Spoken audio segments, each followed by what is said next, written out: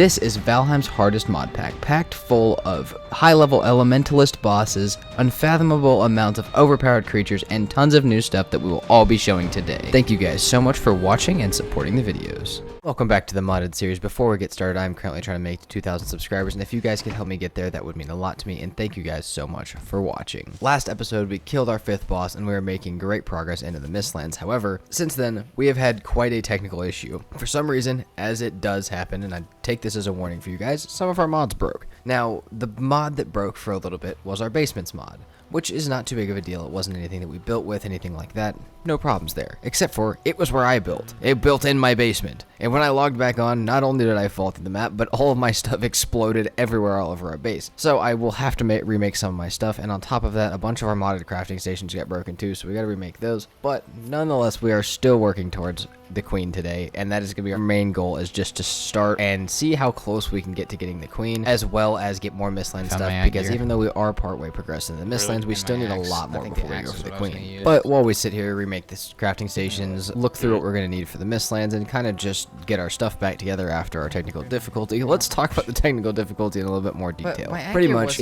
we had multiplayer broken on the server, and as a lot of you guys who have commented and asked for the server information or the mod pack information, which if you guys want it, comment, I'll give it to you. I just can't put it in the description because it decays too quickly. But pretty much, I told everyone, don't put basements in because it is broken at the moment. Now, that doesn't mean it's a bad mod. It's actually a pretty cool mod, but it was broken at this time. Pretty much what happened, though, is the basements broke and all of my stuff was in chests down there. Now, luckily on our server, we had instated a rule that if you're going to log off, you need to put your stuff in a chest because some people had lost their stuff. Now, we figured out why other people were losing their stuff later in the series, but for now, we all had a rule, put your stuff in a chest before you log off. And luckily for me, that saved me because I fell through the map, and because we have keep equipped items on and all I had was my armor on, I could slash kill myself, and at least I got to keep my armor. But on top of that, when I relogged and got back to the altar, all of my stuff that was in the chest had luckily popped above the ground. Now, it was everywhere. It was all over our base. I could see boss heads floating in the ocean, weapons everywhere, and I did lose my lightning staff, but we're gonna remake it. That's just, I want you guys to take that as a warning that bad stuff can happen on modded. You can lose stuff, and also for some reason, I think it happened while I was testing which mod was broken. All of our modded crafting stations from our main mod pack were gone, so we have to remake those too. But like I said, we're still progressing. I just want you guys to take this as a warning, as a lot of bad stuff can happen in modded, and that's why we're so far behind right now, because we got kind of screwed by it. On top of making my old weapons back, though, I did decide to make a few new ones. The Carpus Spear is really cheap and does a decent amount of damage, and on top of that, we have a bunch of resources that me and Jake just went and got so much sap and so much soft tissue that I was also able to make a ton of refined Eitr, which gives me the freedom to make the Carpus Buckler. One of the things that I love most of this game is the bucklers, because it gives you the best chance of parry, and so having the Carpus one is going to be one of the best things that I can make. Now, just looking at it with what we already had plus what we're making now, the preparation for the queen shouldn't be too hard as long as we don't get too rough of a spawn. All we're really going to need is to upgrade the weapons, upgrade our armor, make sure we have all the potions that we already know we need, and make a bunch of the food that we already have, so nothing's going to be too crazy, because we did most of the Mistlands progression over the last couple episodes leading up to Yagluth, which means that we don't have much left to do, so we pretty much took it slow, spent the rest of the night repairing the port, repairing all of our crafting stations, and getting as much stuff remade as we could, so that way we will be back on track tomorrow to be able to continue the progression path that we were already on. Upon logging on the next day with pretty much everything fixed except for my lightning staff being gone and a couple of Jake's things, we did realize a very critical oversight that we had not thought about. While we had everything ready for the queen, all we really needed was to wait for our meads to finish and to keep upgrading our weapons while we waited. We didn't have a seal breaker, and we had pretty much cleared all the dungeons. Now at this point, because the dungeons on our servers reset every 10 in-game days, they were probably reset, but we hadn't really gotten many seal breaker fragments, which means going back to the same ones we had already been in really wouldn't work because we didn't get very many steelbreaker fragments the first time we went through them, and they normally respawn with the same loot. But this was a really critical oversight because we really didn't matter how ready we were until we had that steelbreaker. So we need to head to the Mistlands, go to some of the dungeons that we have marked but haven't visited, and see if we can get some steelbreaker fragments, because without those, we're kind of stuck. So I headed to one of the ones that we had marked that we had not done yet to try and start clearing it, and I got brutally reminded how hard this series is. See, we had to take quite a few day break, which showed on my channel, as well as we had some other technical difficulties like the internet going out for a few days. But on top of that, I had been just recording my solo series, which is the reverse series, which if you guys haven't seen it, you guys should go check it out. But besides that, the solo series,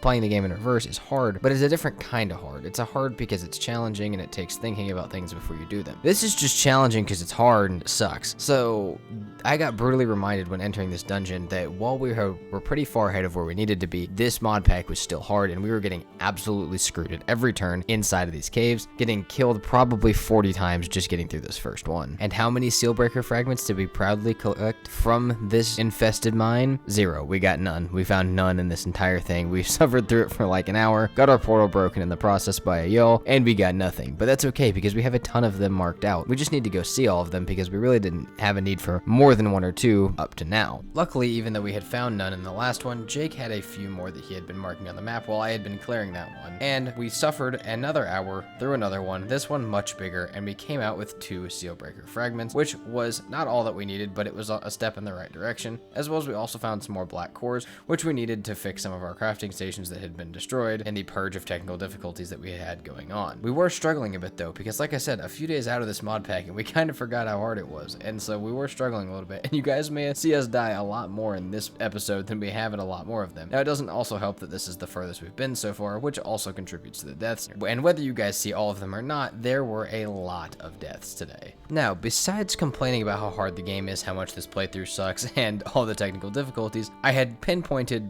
the solution to a lot of those problems. I was missing my Sky Strike, which has knockback, frost, and does a ton of damage to stuff in the Mistlands, as well as stops a lot of the stuff from hitting me, so I needed to go get a new one. Now, I could either try and get the drop chance from it, or I could just craft it from Motor's Head. Either way, I was going to go do a boss, and Jake was not on yet, which meant I was going to go do it by myself, which is totally fine, because we're way past equipped for that, and it was going to be pretty easy, until I got a reflective boss. This is a boss that we have not really seen very much in the series. Most of what we've seen and most of what we will see has been an elementalist, one that does not take elemental damage, which does make it kind of hard because a lot of the bosses you plan to either do poison or fire damage to, so it does make it hard. But the reflective damages you when you damage it. Now, it doesn't do a 1-to-1 ratio, but it does make the boss fight a little harder, so I want you to keep this in mind when we go to summon future bosses in this series and other ones where we're using these mod packs, because it is a possibility that when you damage the boss, it hits you back, even if you're at range with the bow. And while its reflectiveness did make me die a few times, as well as cause the boss fight to take a lot longer because I had to heal in between shots, I did within a little bit get it down, get the heads, and get back to base to make my Sky Strike. Luckily for me, Jake had logged on partway through the boss fight, and he had taken it upon himself to look more in the Mistlands for more dungeons for us to go through for those seal breakers, because we only needed a few more pieces, and luckily he had found one. Now, unfortunately for me, it was guarded by a ton of stuff that kept absolutely destroying me, but we did eventually get into it, and what we found was exactly what we needed. Got one fragment. I see another fragment down here. I got another fragment.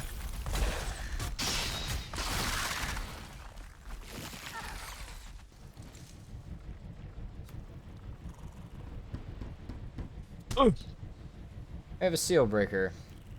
And after hours of spending time in the Mistlands, we finally had our seal breaker, which means it's time to sail there and make final preparations before taking on the Queen. Upon arriving at the Queen, we decided to put a portal right at the boat. Now, 1, this is so we can get back to our boat, but 2, this is something that you guys should do every time you get to a new island if you have the resources to do so, because if you die, getting back is going to be a pain. We kind of did not care at all about what was around this Mistlands, because all we needed was to get the portal down at the Queen and start it. So we ran past everything, dungeons and Draugr villages alike, up to a very high rock outside the Queen dungeon, where we could set up our portal, clear everything outside, and break the seal to the Queen. There's one coming up. There's 4. Careful.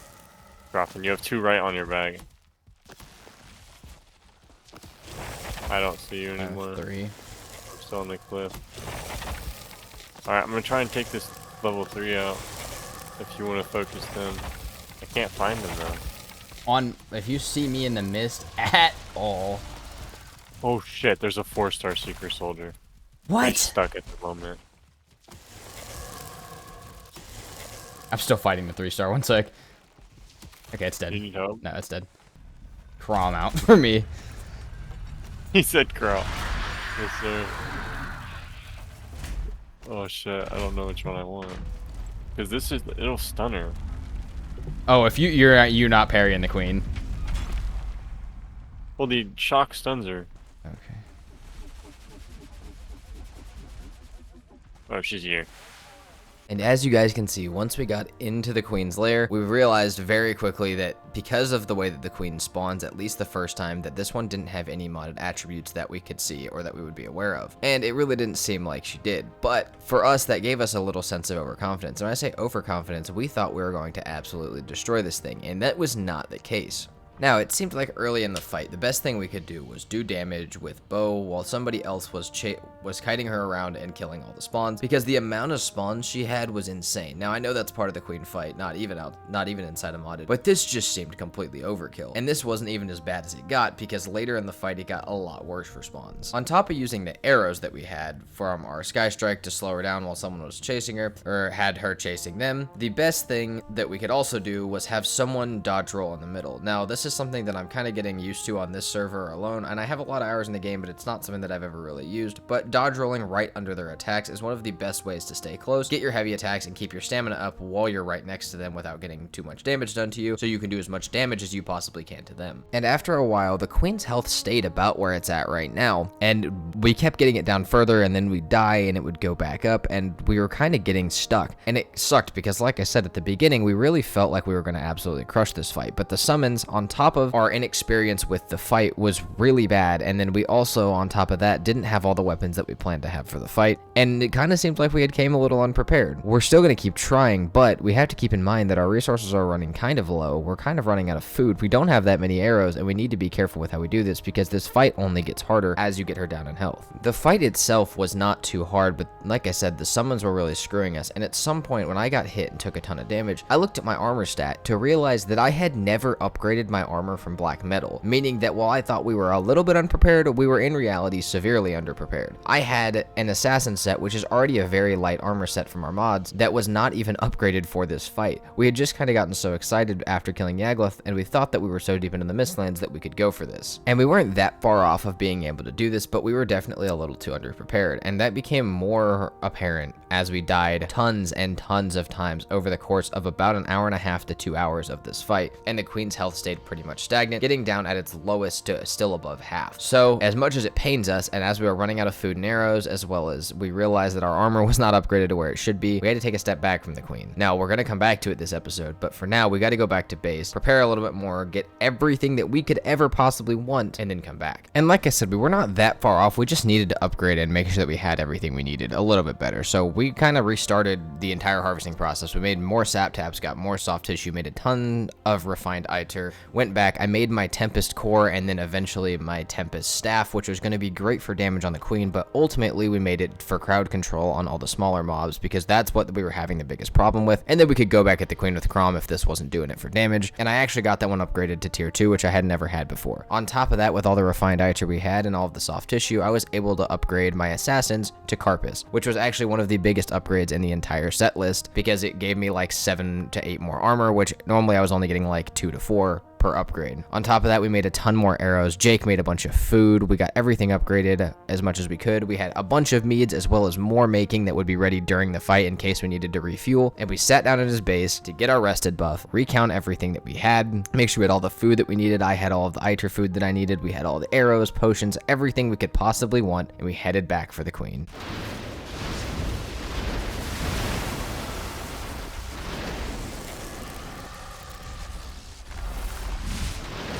Oh my god. There's so many secrets on me. Yeah, we left a lot in here.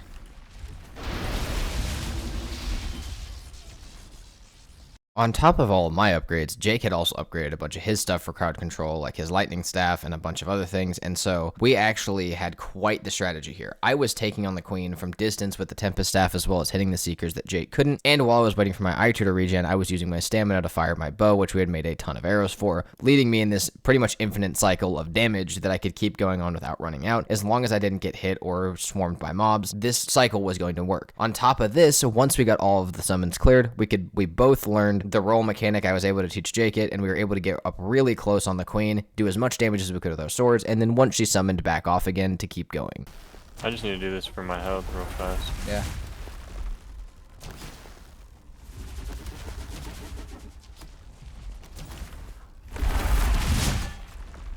Holy shit, I'm on the other side of the stadium.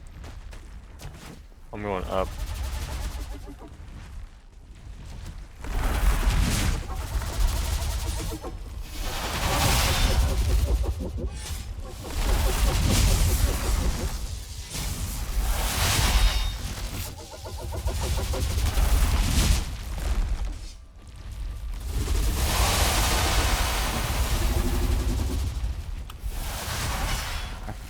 That was good. That was good work.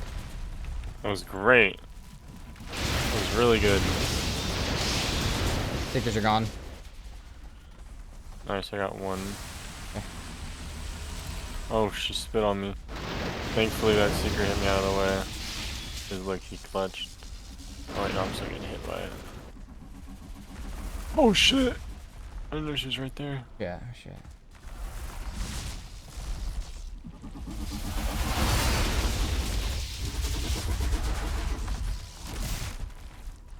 Oh, what is that attack? That's a new one, that's a new one, that's a new one. It's trying to bite you. Oh, dude, I'm dodging these so well right now.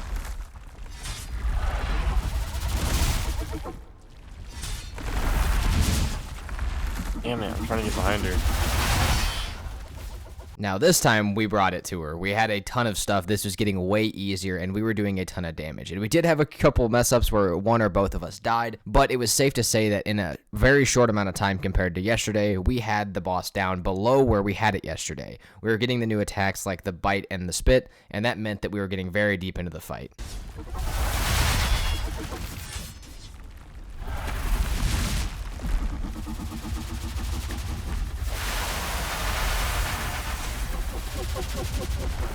Good damage, Alex.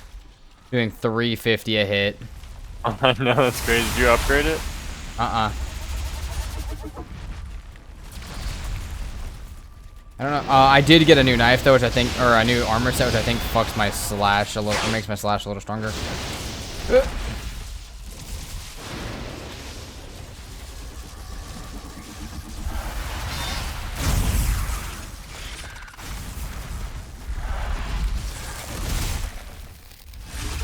I just got a secret drifting off the ground. And within about 20 minutes, we had her down to very low where we could start taking the final hits. As long as we played safe at this point, we were going to have it. Now, we did die a few more. Jake did die and I died a few more times, but this was it. We were going to get down and get our stuff and make our final push at the queen to get her down.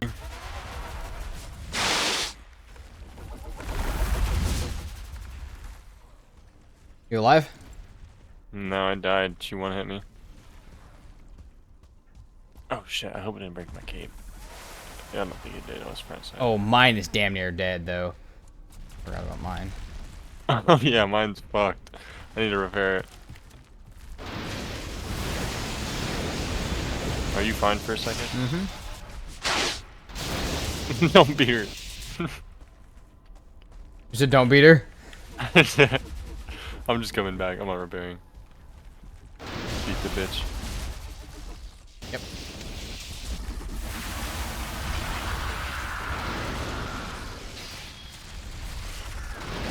She just went under.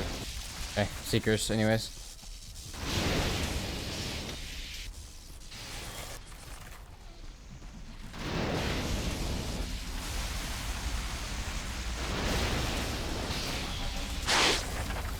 Holy shit, dude! Like, where did she even come from? I got this secret if you want her. Alright, I'm with you. Finish it. Oh, she's healing fast. Yes! Long live the queen! And with that, we could return the queen's head to the altar and further the series. But I want to talk to you guys about why we made this series and where it's going to go from here. This series was made to teach some of my friends how to play, enjoy a really cool mod pack, and beat the entire game. And the way we run it is we run it on one of my other computers while I play on this one, and then everyone else can join. This series is kind of crazy because it started about 3 months ago and it was never intended to turn into a series. Whenever me and my friends play games, because I have the storage too and because we really enjoy it, I always make sure to record it. And then at the end, say we play Ark servers, we play Valheim servers, we just play a game for the night, we play Repo for the night, we play something, anything. I record it and then I pull all the funny moments out of it. I put it on an unlisted private video on YouTube and then we can go watch them back whenever we want and just kind of look at the fun times that we've had. It's a really good idea if you have the space and ability to do so. And if you like making videos, it's a really cool thing that you can do for you and your friend groups, because we have at least one night every couple months where we all go back and we look through, and it's something that we show people when they're kind of starting to play with us for the first time, or newer people to our friend group. We show them all the cool stuff that we have, and we have all of it to show everybody, which is awesome. And that's exactly what this series was. This series was us playing. It was never intended to be a YouTube series, but it turned into one because we got so much awesome stuff out of it, so many good events. However, when I came home to set up the server the next day, something really bad happened. My PC that I'm running this on is a 10-year-old laptop, and that 10-year-old laptop, after we killed the queen that night, decided that it was done, which means we lost the server. Now, that doesn't mean we're not going to keep playing this mod pack, doing this awesome stuff, and enjoying the fun times